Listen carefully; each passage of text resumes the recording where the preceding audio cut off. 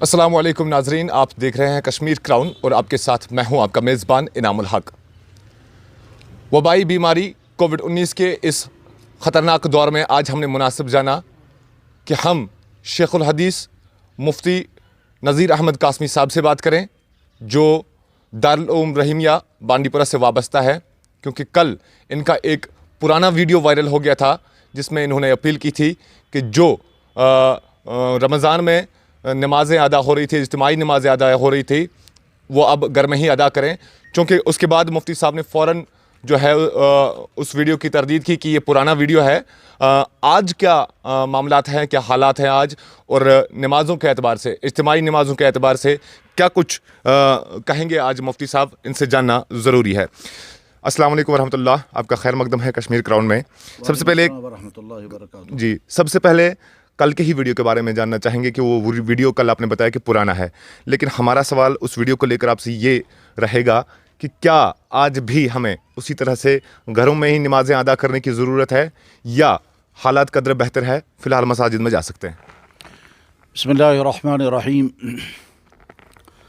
हज़रात गिरामी क़द्र नाज़रीन व सामीन, अस्सलामु अलैकुम वरहमतुल्लाहि व बरकातुहू। साल गुज़श्ता कोरोना की वजह से जो सूरत हाल थी वो ये थी कि लॉकडाउन हो चुका था, मस्जिदों में आने में पाबंदी लगाई जा रही थी, नमाज़ों के लिए भी ख़तरात पैदा हो गए थे। जुमे की नमाज़ के लिए भी कहा जा रहा था कि इसको मौकूफ़ कर दिया जाए।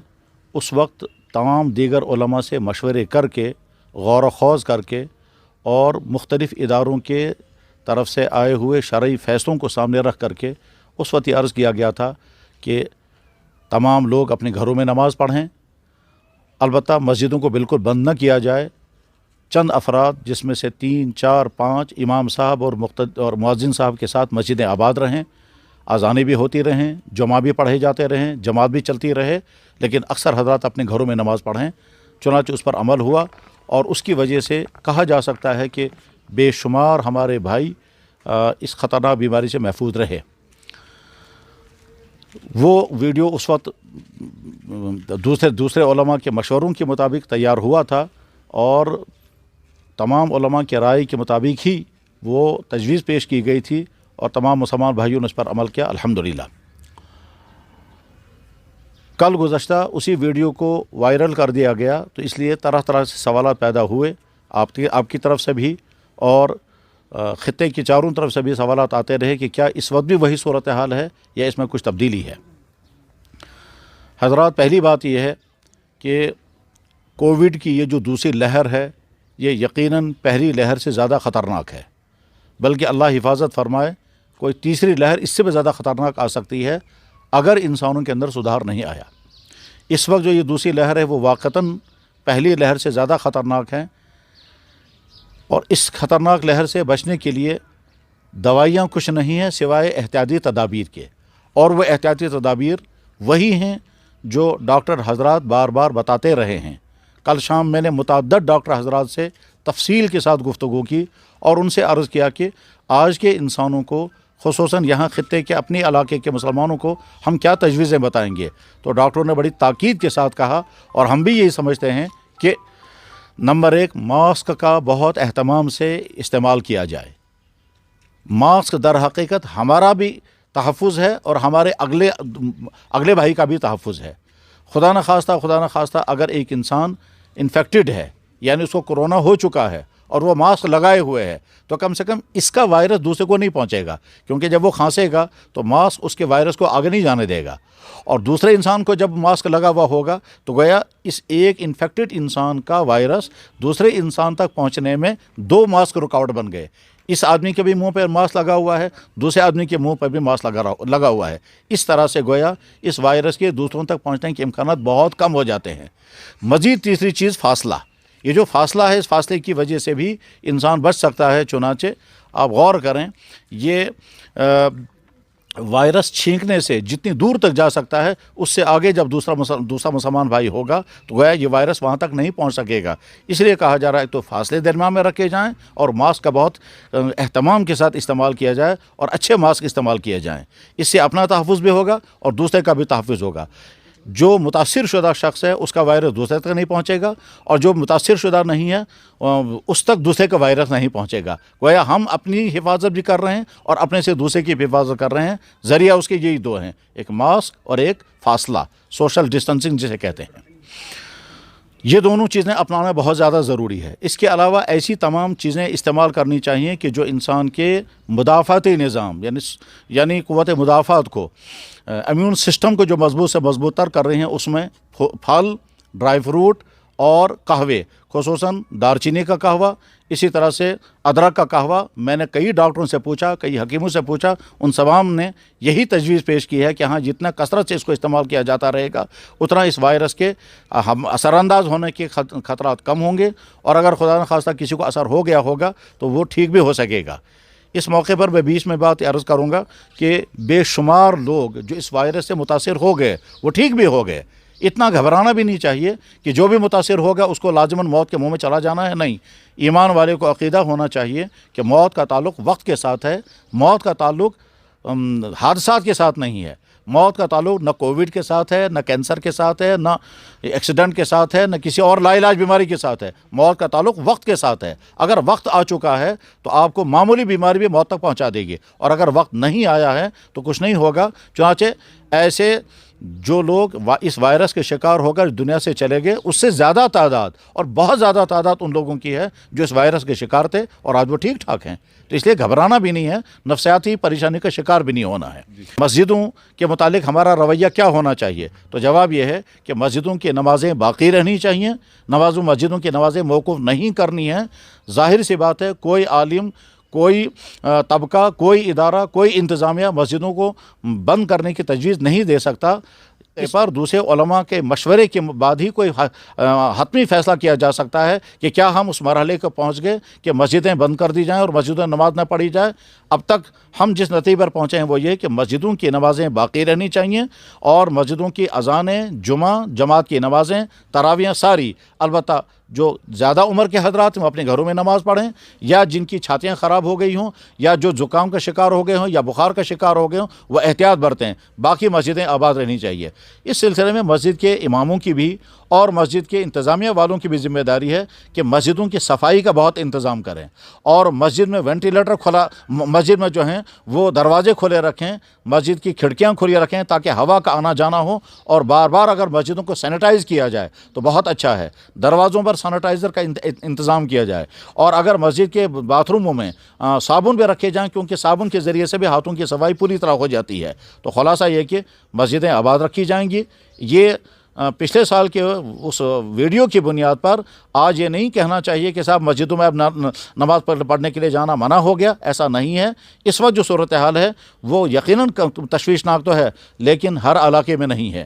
بے شمار علاقے اس وقت محفوظ ہیں۔ مثلا ہم الحمدللہ بانڈی پور کے علاقے میں ہیں۔ پچھلے سال بانڈی پور کا علاقہ کبھی تو ریڈ زون کے نمبر 1 پر آتا تھا، کبھی نمبر 2 پر آتا تھا۔ اس وقت ہمارے تصور کے مطابق بانڈی پور کا علاقہ الحمدللہ محفوظ ہے، اور یہاں یہ تقریباً گرین زون میں ہے۔ لیکن اس کے معنی یہ نہیں کہ یہاں کے لوگ بے احتیاطی کریں، نہیں، احتیاط ہر جگہ کے لوگوں کے لیے کرنی ضروری ہے۔ جو میڈیکل کی طرف سے بتایا جا رہا ہے اس کی پابندی کی جائے، جو انتظامیہ کی طرف سے کہا جا رہا ہے اس کی بھی پابندی کی جائے، تاکہ محفوظ علاقے متاثر نہ ہوں، اور جن علاقوں میں یہ اثرات آ گئے ہیں وہاں کے لوگ بھی جب احتیاط کریں گے تو جو محفوظ ہیں وہ انشاءاللہ محفوظ رہیں گے، اور جو متاثر ہو گئے ہیں ان کے ساتھ ہم جتنی ہمدردی اور ان کی جتنی کیئرنگ کر سکتے ہیں، میڈیکل کی طرف سے بھی، گھر والوں کی طرف سے بھی، اور عوام کی طرف سے بھی، اور اداروں کی طرف سے، وہ زیادہ زیادہ ان کے ساتھ حسن سلوک اور خدمت اور ہمدردی کا رویہ اپنانا چاہیے۔ اس بیچ میں بہت ساری جگہوں پر آکسیجن گیسوں کی مجبوریاں پڑ رہی ہیں۔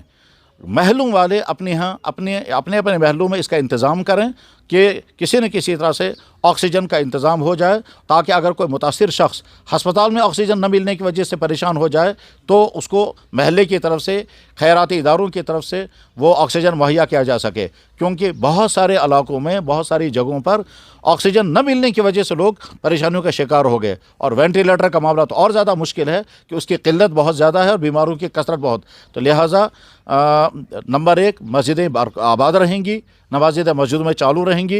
अलबत्ता बूढ़े हजरात, बीमार हजरात, ज़ुकाम और बुखार के शिकार हजरात अपने घरों में नमाज़ पढ़ें, और जो लोग मस्जिद जाएंगे वो मास्क का बहुत अहतमाम करें, फासलों के साथ नमाज़ पढ़ें। मस्जिद के इंतज़ामिया वाले जो हैं मस्जिद की सफाई का इंतज़ाम करें, मस्जिदों के दरवाज़े जो हैं वो खुले रखें, खिड़कियाँ खुली रखें, ताकि हवा का आना जाना और माहौल बिल्कुल साफ़ रहे।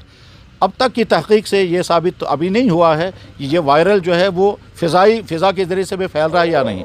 मैंने मुतअद्दिद डॉक्टरों से पूछा, लेकिन अभी तक उन्होंने कहा जब तक WHO की तरफ से ये नहीं आएगा तब तक हम अभी नहीं कह सकते हैं। बहरहाल ये चंद बातें जो इस वक्त की ज़रूरत थी हैं वो मैंने अर्ज़ कर दी।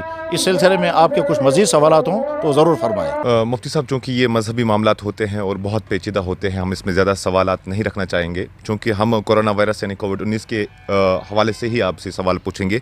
वैक्सीनेशन का अब मामला है। वैक्सीनेशन के एतबार से कुछ लोगों का ये मानना है कि ये हराम है करना, मुसलमान समझते हैं कि ये हराम है करना। इसमें इस बात की वजाहत भी चाहेंगे आपसे कि क्या ये हराम है, और ख़ासकर आज रमज़ान के वक्त में किस तरह से लोग वैक्सीनेशन करें, कब करें, औकात क्या रहेंगे वैक्सीनेशन करने के लिए, और सबके लिए ये ज़रूरी है या नहीं? वैक्सीन के मुताल्लिक गौर करना ये तीन एंगल से होगा। एक तो है शरई तौर पर, दूसरा है मेडिकली तौर पर कि इसका साइड इफ़ेक्ट क्या क्या है, और तीसरा है कि इस वैक्सीनेशन के सिलसिले में जो रवैया बरता जा रहा है और जो तरीक़ेकार है वो शफ़ाफ़ है या नहीं। मैं पहले एंगल के एतबार से बात करूँगा, वो ये कि इस वैक्सीन के मुताल्लिक जितनी भी मालूमात हमसे की जा सकती थीं वो मालूमात हमने की मुख्तलिफ़ डॉक्टरों से, मुख्तलिफ़ इदारों से और चंद वेबसाइटों से। इन तमाम मालूमात का ख़ुलासा ये है कि इस वैक्सीन के अंदर कोई हराम चीज़ शामिल नहीं की गई है, इस वैक्सीन के अंदर कोई नापाक चीज़ मिलाई नहीं गई है। अब तक की तहक़ीक़ात हम तक जो पहुँची हैं वो यही हैं, और हमने दीनी हुक्म तय करने के लिए मालूमात की थी। ज़ाहिर है जब कोई चीज़ तैयार की जाएगी तो ये मालूम किया जाएगा कि इसमें क्या क्या चीज़ें मिलाई गई हैं, और उन मिलाई जाने वाली चीज़ों में हराम और नापाक चीज़ तो नहीं है कोई, तो उसके बाद ही उस चीज़ के मुतालिक फ़ैसला होगा। खुदा न खास्ता अगर किसी चीज़ के अंदर दवाई की ज़रूरत के बिना पर कोई नापाक चीज़ शामिल कर ली जाती है या हराम चीज़ शामिल कर दी जाती है, तो उसमें फिर अगला देखना होता है कि वो चीज़ अपनी तमाम खुसूसियात के साथ मौजूद है या उसका केमिकल फ़िज़िकल चेंज हो चुका है। फ़िज़िकल केमिकल चेंजिंग के बाद वो चीज़ हराम नहीं रहती है।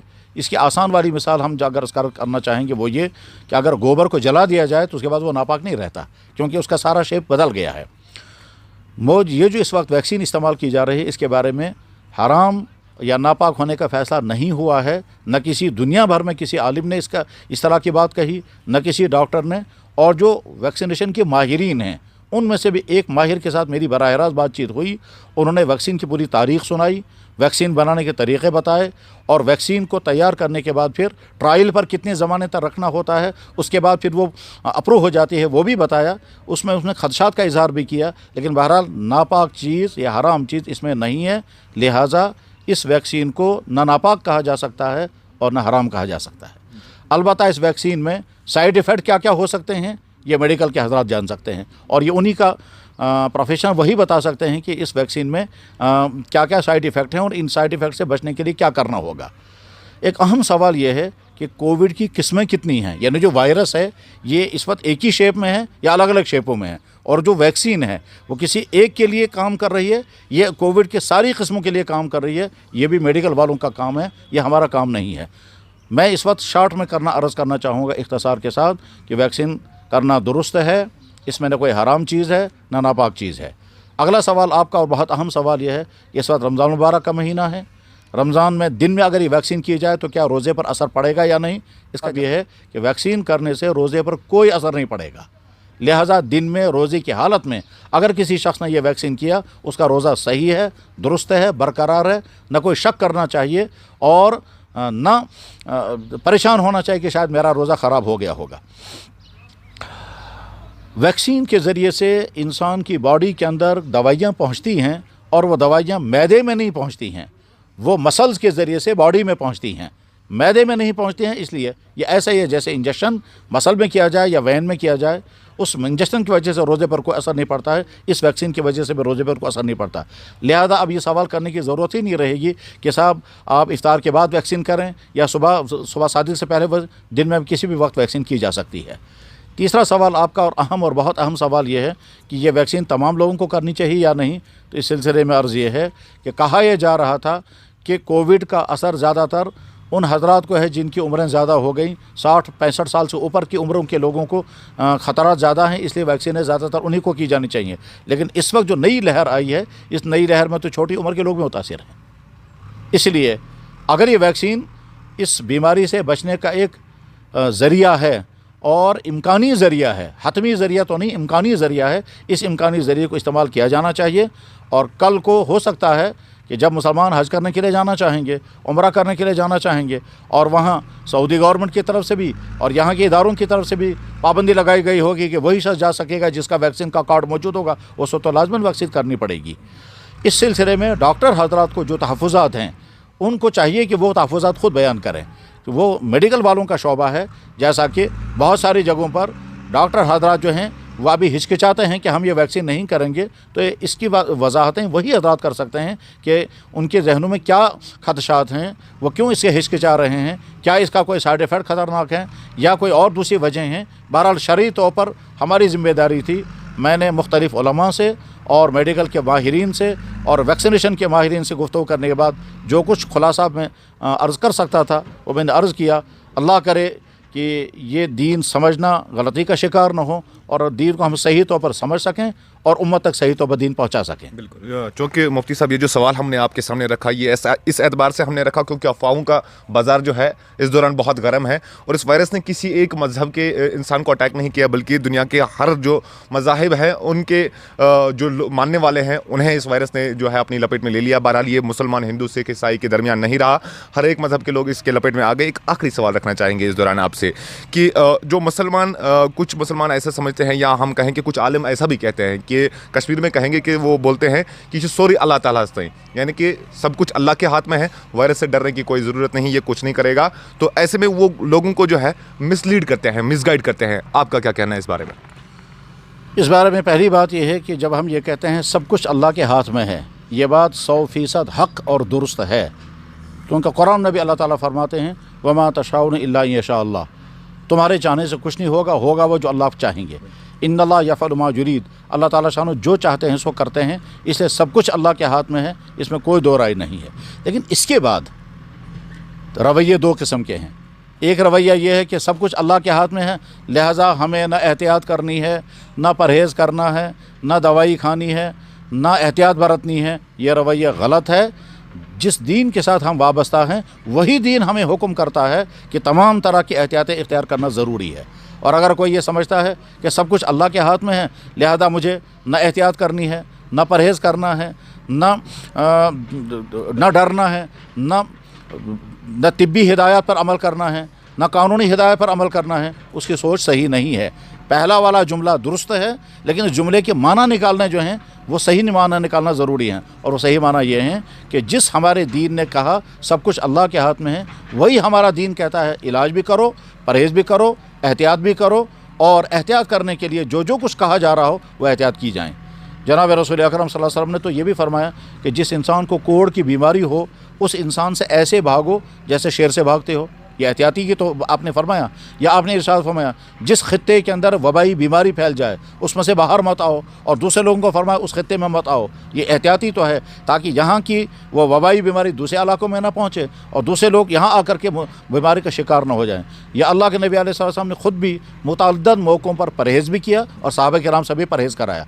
लिहाजा ये जुमला जो भाई बोलते हैं सौर जो खुदाइस्ताम, इसके बाद एहतियातें करना भी ज़रूरी है, परहेज़ करना भी ज़रूरी है, तब तो उनकी बात सही है।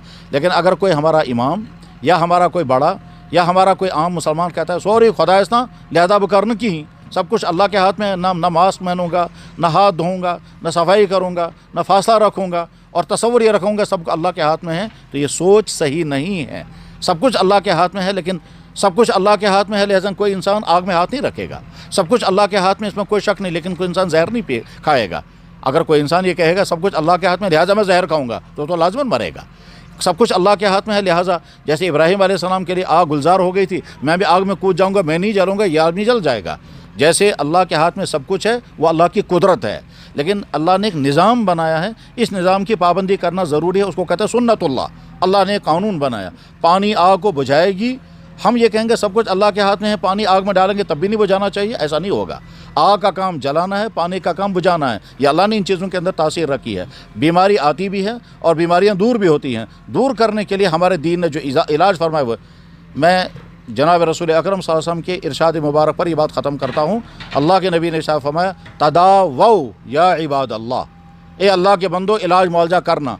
फ़इन्नहु लैसा दाउन इल्ला लहू दवाउन, कोई बीमारी ऐसी नहीं जिसके लिए दवाई ना हो। लिहाजा दवाई भी इस्तेमाल करनी है, इलाज भी करना है, परहेज़ भी करना है, एहतियात भी बरतनी है, मास्क भी इस्तेमाल करना है, फासले भी रखने हैं, सफाइयाँ भी करनी हैं, घरों को भी साफ़ रखना है, को जो मुतासिर हो जाए वो उसको आइसोलेट भी करना है। और ये सारा हमारा दीन कहता है। इस सब के करने के बाद फिर कहना है सब कुछ अल्लाह के हाथ में है। हमने एहतियाती तदाबीर जितनी करनी थी वो कर ली, इसके बाद फिर अगला अल्लाह के हाथ में है। अल्लाह माँ की छाती में दूध पैदा कर देता है, मगर पिलाना माँ का काम है। अगर कोई आदमी समझेगा कि दूध भी अल्लाह पैदा करेगा, पिलाएगा भी वही, तो उसकी सोच सही नहीं है। दूध पैदा करना अल्लाह ने अपनी कुदरत में रखा है, पिलाना माँ की जिम्मेदारी रखी है। दवाओं के अंदर शिफा अल्लाह ने रखी है, दवाई खानी बीमार का काम है। तो आधा काम जो इंसानों के हाथ में है वो हमें करना होगा। लिहाजा परहेज़, एहतियात, मास्क, फासले, सफाइयाँ और दुआएँ ये सारी की जाएंगी। अल्लाह करे जो भाई महफूज हैं वो हमेशा महफूज रहें, जो मुतासिर हो गए अल्लाह उनको जल्द से जल्द सेहतियाब करे, और अगर किसी के मुकद्दर में जाना ही लिखा हो तो अल्लाह उसको ईमान की मौत नसीब फरमाए। शुक्रिया। व आखिर दावाना अल्हम्दुलिल्लाहि रब्बिल आलमीन। बहुत बहुत शुक्रिया मुफ्ती साहब आपका। तो मुफ्ती नज़ीर अहमद कासमी साहब हमारे साथ मौजूद हैं, जो कि शेखुल हदीस हैं और दारुल उलूम रहीमिया बांडीपुरा से वाबस्ता हैं। बहुत सारे शुकूक मन में होते हैं इंसान के, खासकर मुसलमानों के, और इस एतबार से हमने कई एक सवालात रखने की कोशिश की। बहुत ही कम सवालात में मुफ्ती साहब ने बहुत सारी बातें जो है उनकी वजाहत की। हमें उम्मीद है इस छोटे से इंटरव्यू के ज़रिए आप सभी लोगों के वो शुकूक जो है दूर हुए होंगे और आप यकीनन उन सारी बातों पर अमल पैरा हो जाएंगे, और इंशाल्लाह हम दुआओं के साथ और एहतियाती तदाबीरों के साथ कामयाब हो जाएंगे इस वायरस को हराने में। आप देखते रहिए कश्मीर क्राउन और मुझे दीजिए इजाज़त। बिस्मिल्लाहिर्रहमानिर्रहीम। अस्सलामु अलैकुम नाजरीन, अगरचे आज माह मुबारक का महीना है, ये महीना रहमतों और बरकतों का महीना है, लेकिन आज भी कई एक लोग बेबसी और बेकसी के आलम में अपनी ज़िंदगी गुजार रहे हैं। आज भी हमारे इर्द गिर्द कई एक लोग ऐसे हैं जिनके घर में शायद खाने के लिए कुछ भी नहीं है। नाजरीन, अगर हम कश्मीर क्राउन ट्रस्ट की बात करें तो कश्मीर क्राउन ट्रस्ट में इस वक्त हज़ारों की तादाद में लोग रजिस्टर हैं, जिन्हें या तो अद्वियात चाहे, जिन्हें या फिर किसी और चीज़ की ज़रूरत है। नाजरीन, इस हवाले से आप सबसे गुजारिश है कि जिस तरह से आप कश्मीर क्राउन ट्रस्ट की मदद करते आए हैं, उसी तरह से आप आज भी कश्मीर क्राउन ट्रस्ट की मदद करें, ताकि हम इन लोगों की मदद कर सकें। आपका अपना इदारा कश्मीर क्राउन ट्रस्ट।